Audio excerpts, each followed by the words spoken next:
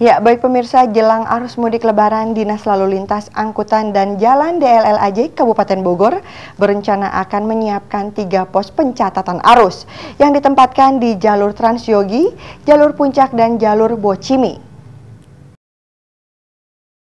Untuk memantau jumlah kendaraan pemudik yang melintasi wilayah Kabupaten Bogor, Dinas Lalu Lintas Angkutan dan Jalan DLLAJ Kabupaten Bogor berencana akan menempatkan 3 pos pencatatan arus di jalur-jalur strategis, antara lain jalur Puncak, jalur Transyogi, dan jalur Bocimi. Tiap pos pencatatan arus ditempatkan 10 personil yang berfungsi untuk menghitung volume kendaraan pemudik yang melintas berdasarkan klasifikasinya, serta menghitung jumlah kendaraan yang mengalami kecelakaan di jalur tersebut. Untuk kepadatan arus, kita juga mempersiapkan 3 pos pencatatan arus, di mana dalam pelaksanaannya pos pencatatan arus ini akan disiapkan di jalur Transyogi atau di jalur mengarah ke timur, ditempatkan di wilayah Kecamatan Cilengsi.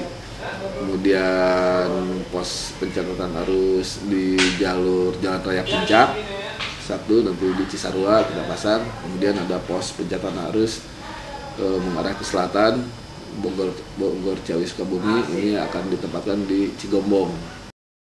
Sementara itu, pelaksanaan pos pencatatan arus mudik ini akan dilaksanakan pada H-7 jelang Lebaran nanti.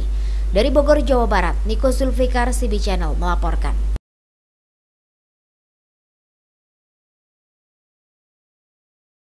Ya, baik pemirsa, 2 pekan menjelang Idul Fitri, para pengemis musiman mulai meramaikan perempatan lampu merah. Dan hal ini sangat mengganggu para pengguna jalan karena pengemis musiman tersebut datang secara berkelompok untuk melakukan aksinya di perempatan lampu merah dan di pusat keramaian.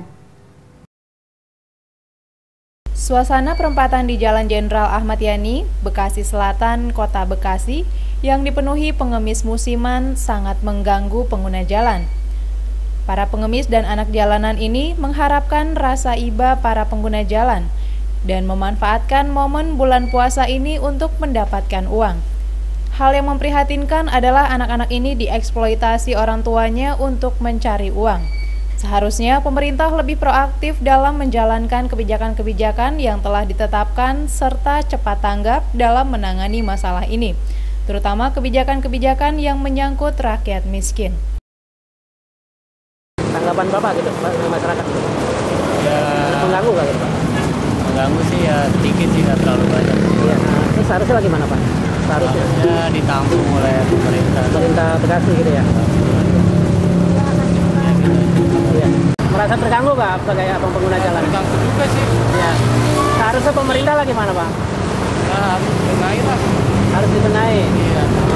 Ini kan momennya mau menjelang Lebaran ya Bang ya? Iya. Kan banyak sekali anak-anak jalanan ini. Tanggapan masyarakat itu bagaimana Pak? Tanggapan masyarakat? Ini gimana ya? Masyarakat ya, nah ini kurang senang lah. Ya. Para pengendara mengharapkan agar pemerintah cepat tanggap dan memperhatikan masalah sosial yang selama ini meresahkan warga. Ironisnya, para pengemis dan anak-anak jalanan tersebut meminta belas kasihan dari pengendara motor dan mobil dengan jarak yang tak jauh dari pusat pemerintahan Kota Bekasi. Dari Bekasi, Jawa Barat, Rahmat Hidayat melaporkan.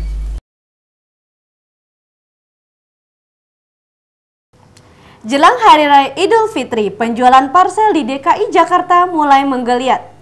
Ya pemirsa, berbagai bentuk parsel mulai diburu konsumen, bahkan penjualan parsel di bulan Ramadan kali ini melonjak hingga 500%. Wow, kita harus buru-buru untuk segera membelinya. Ya, pasti. Pekan kedua bulan Ramadan ini penjualan parsel mulai meningkat dan produsen parsel mulai order, bahkan kenaikan penjualan mencapai 500%. Toko penjajah parsel di Jakarta membuat para penjual parsel berlomba-lomba untuk menarik perhatian konsumen, salah satunya dengan sentra penjual parsel yang dapat ditemui di Bilangan Kalibata, Jakarta Selatan.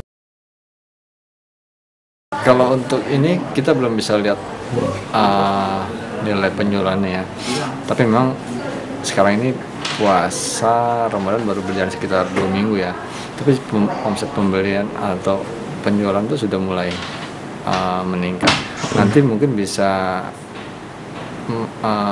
tinggi-tingginya atau ramainya puncaknya sekitar minggu ketiga biasanya, minggu ketiga sampai H-3 biasanya. Itu udah mulai bisa kita lihat trennya. Tapi trennya sekarang sudah mulai naik tren. Menurut Mustafa, penjual parsel mengatakan harga parsel yang dijual di tokonya sangat variatif, mulai dari Rp300.000 per paket hingga Rp1,5 juta per paket. Sementara untuk parsel jenis barang pecah belah harganya bisa mencapai Rp400.000 hingga Rp7,5 juta. Khusus di hari raya, penjualan bisa meningkat hingga mencapai 500%. Para penjual parsel ini juga menawarkan parsel sudah jadi dengan tatanan unik menggunakan keranjang yang terbuat dari rotan dan dihiasi pita warna-warni. Bahkan untuk mensiasati persaingan dalam penjualan parsel, penjual terkadang menawarkan parsel yang lebih beragam. Dari Jakarta, Rahman Syah melaporkan.